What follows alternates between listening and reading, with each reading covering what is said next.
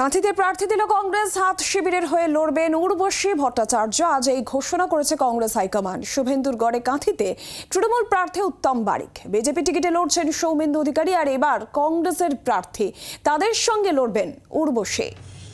রাজীব চক্রবর্তী রয়েছেন আমাদের সঙ্গে টেলিফোন লাইনে। প্রতিনিধি রাজীব, কি খবর পাওয়া যাচ্ছে? দেখো, আজকে সন্ধ্যায় কাঁথি আসনে প্রার্থী ঘোষণা করেছে কংগ্রেস। এআইসিসি থেকে একটি তালিকা প্রকাশ করা হয়েছে, যেখানে ওড়িশার 3টি আসনে এবং পশ্চিমবঙ্গের একটি আসনে প্রার্থীর নাম ঘোষণা করা হয়েছে, যার মধ্যে পূর্ব মেদিনীপুরের কাঁথি আসনে প্রার্থী হয়েছেন মহিলা কংগ্রেসের নেত্রী উর্বশী ভট্টাচার্য। এই নিয়ে মোট 13 জন প্রার্থী ঘোষণা করলো, অর্থাৎ 13টি আসনে প্রার্থীর নাম ঘোষণা করলো কংগ্রেস। আমরা জানি যে এই আসনে বিজেপি প্রার্থী হয়েছেন বিরোধী দলনেতা শুভেন্দু অধিকারীর ভাই সৌমেন্দু অধিকারী, এবং তৃণমূলের আসন প্রার্থী হয়েছেন পটাশপুরের বিধায়ক উত্তম বারিক।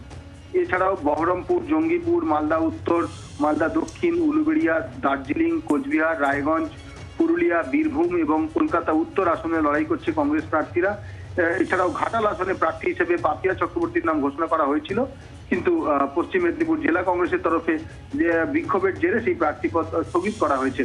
সব মিলিয়ে এখনো পর্যন্ত 13 জন প্রার্থীর নাম ঘোষণা করেছে প্রদেশ কংগ্রেস, এবং কংগ্রেস রাজ্যে 13টি আসনে লড়াই করছে। উর্বশী ভট্টাচার্য পরিচিত নাম, এবং তিনি এর আগেও নির্বাচনে লড়েছেন। এখন দেখার যে কাঁথি আসনে লড়াইটিতে কার্যত ত্রিমুখী লড়াই হয় নাকি বিজেপি বনাম তৃণমূল কংগ্রেসের লড়াই হয়, সেটি এখন দেখার। ধন্যবাদ রাজীব।